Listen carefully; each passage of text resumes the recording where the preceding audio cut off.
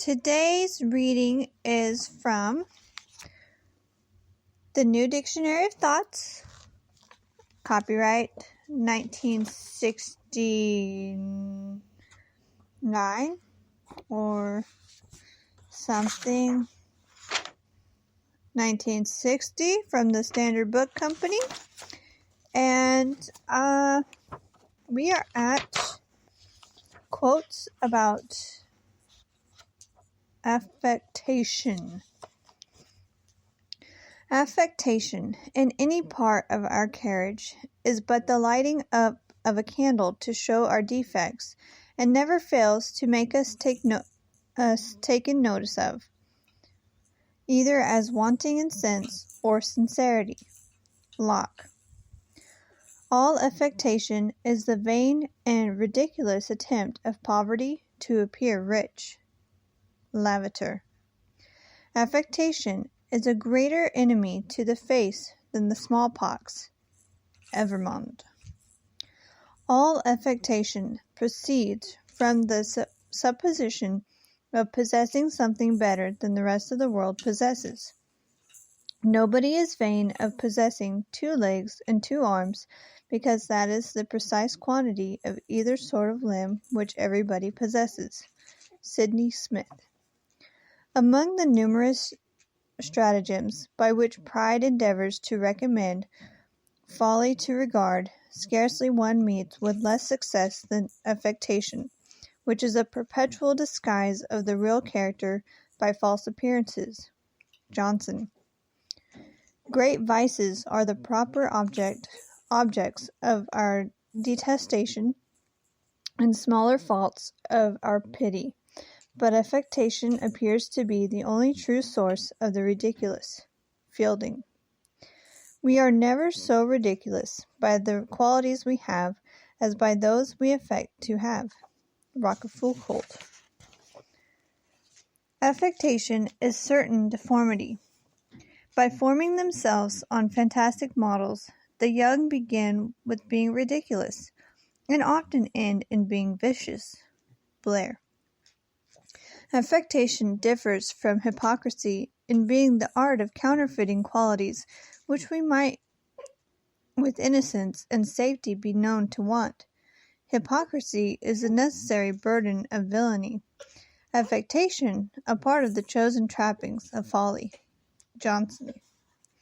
Affectation proceeds either from vanity or hypocrisy, for as vanity puts us on affecting false characters to gain applause, so hypocrisy sets us on the endeavor to avoid censors by concealing our vices under the appearance of their opposite virtues.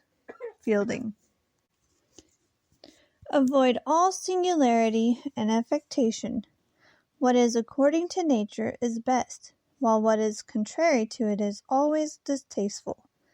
Nothing is graceful that is not our own. Collier.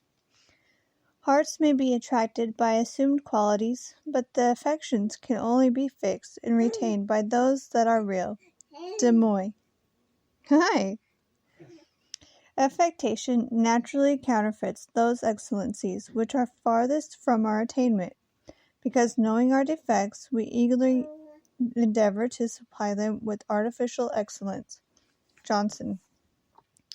Paltry affectation and strained illusions are easily attained by those who choose to wear them, but they are but the badges of ignorance or stupidity when it would endeavor to please. Goldsmith. All false practices and affectations of knowledge are more odious than any want or defect of knowledge can be. Spratt. Be yourself. Ape no greatness. Be willing to pass for what you are. A good farthing is better than a bad sovereign. Affect no oddness, but dare to be right, though you have to be singular.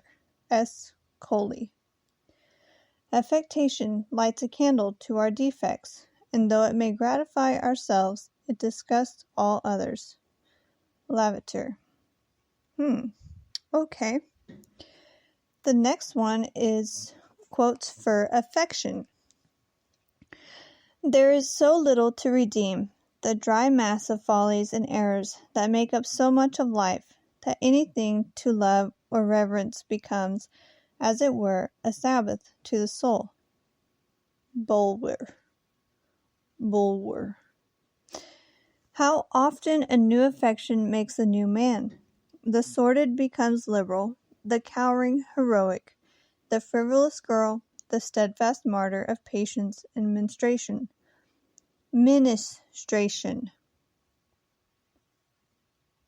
Transfigured by deathless love. E. H. Chapin. Excuse me for that pause there, because there is a definite difference between those two words I mixed up. Mature affection, homage, devotion, does not easily express itself. Its voice is low. It is modest and retiring. It lays in ambush and waits. Such is the mature fruit. Sometimes a life glides away and finds it still ripening in the shade. The light inclinations of very young people are as dust compared to rocks. Dickens. Our affections are our life.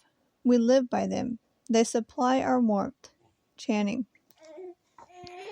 The affections are like lightning. You cannot tell where they will strike till they have fallen.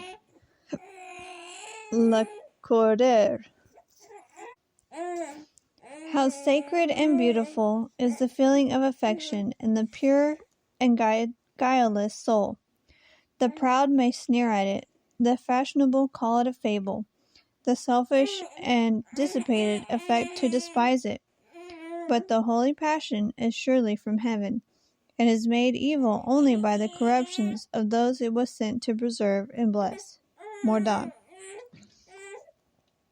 Of all earthly music, that which reaches farthest into heaven is the beating of a truly loving heart. H. W. Beecher. If there is anything that keeps the mind open to angel visits and repels the ministry of evil, it is a pure human love. N. P. Willis. Our sweetest experiences of affection are meant to point us to that realm which is the real and endless home of the heart. H. W. Beecher. The affections, like conscience, are rather to be led than driven. Those who marry where they do not love will be likely to love where they do not marry. Fuller. Affection, like melancholy, magnifies trifles, but the magnifying of the one is like looking through a telescope at heavenly objects, that of the other, like enlarging monsters with a microscope. Leigh Hunt. The heart will commonly govern the head, and any strong passion, set the wrong way, will soon infatuate even the wisest of men. Therefore, the first part of wisdom is to watch the affections. Waterland. There is in life no blessing that affection. There is in life no blessing like affection. It soothes, it hallows, elevates, subdues, and brings down to earth its native heaven. Life has naught else that may supply its place. L. E. Landon.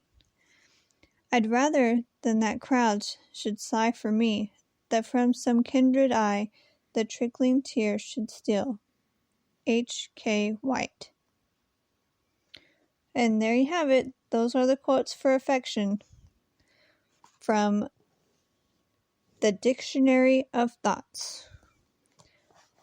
Copyright 1960.